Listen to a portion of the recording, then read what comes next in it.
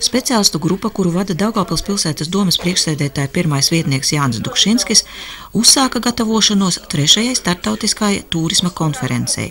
Konference notiks Daugavpilī 23. un 24. aprīlī. Aicinās piedalīties turisma operatorus, kuri jau sadarbojas ar pilsētu un novadu, vai ieinteresēti sadarboties nākotnē. Konferences tēma ir situācija turisma tirgū, kā arī jauno produktu veidošana un ieviešana. Runājot par pērno gadu, speciālisti atzīmē turistu skaita pieaugumu. Pilsētā par 14% un novadā par 10%. To nodrošināja vietējie turisti. 90% individuālie, bet 10% turisma operatoru organizētie braucieni. Ārzemju turistu skaits samazinājies sakarā ar situāciju Krievijā. Faktiski Daugavpils vienmēr ir bijusi tāda kā tranzīta vieta, kur apstājās tās turistu grupas, kas brauca ceļojumā no Polijas uz Sanktpēterburgu. Bet, diemžēl pagājušajā gadā Polijas turisma aģentūras ir atteikušās no Krievijas tirgus, un mēs arī šogad esam runājuši ar atsevišķiem Polijas turisma firmu pārstāvjiem, kas apliecināja, ka poļu turisti ceļotāji ir sākuši vairāk atpūsties savās mājās, savā Polijā. Ir arī pozitīva tendence. Turistu skaits no Lietuvas, Igaunijas, Baltkrievijas, Šveices un Lielbritānijas pieauga.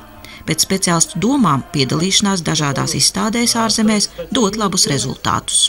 Mēs arī redzam atdevi tām izstādēm, kurās mēs pagājušajā gadā piedalījāmies, un tā bija gan arī Nīderlande, gan Somija, gan Lietuva, Igaunija, Vācija, Baltkrievija un Krievija. Pēc datiem uz 1. novembri pilsētas viesnīcās viesojās 60 000 turistu. Salīdzinot ar iepriekšējo gadu, tas ir labs rādītājs, jo visa 2013. gada laikā šis skaitlis bija mazāks, nepārsniedza 50 000. Liels pieprasījums ir Marka Rotko mākslas centram, Latgales zoodārzam, Mākslas un novadpētniecības muzejam, Daugavpils sinagogai, Baznīcu Kalna māla mākslas centram. Pagājušais gads iezīmējās arī ar to, ka atsevišķi uzņēmēji sāka piedāvāt jaunus turisma produktus. Noteikti ir vērts atzīmēt braucienu ar plostu pa Daugavu no pilsētas centra līdz Cietoksnim, ko piedāvāja sporta klubs Beibuks. Vēl viens mūsu Daugavpils uzņēmējs ieviesa arī jaunu piedāvājumu vizināšanu ar liellaivu Dinapa Daugavu. Un tāds trešais interesantais produkts, kas radās faktiski 2014. gada sākumā, tas bija skrošu rūpnīcas piedāvājums izliet parafīna lodes.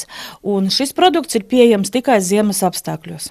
Pilsētas viesiem iepatiksies Daugavpils teātra jaunais foajē, kurā ir neparasts dizains un ir iespēja fotografēties uz tā fona. Darba lauks turisma operatoriem ir plašs. Turisma konferences laikā notiks apbalvošanas ceremonijas, ar īpašām balvām atzīmēs inovatīvus projektus turisma jomā.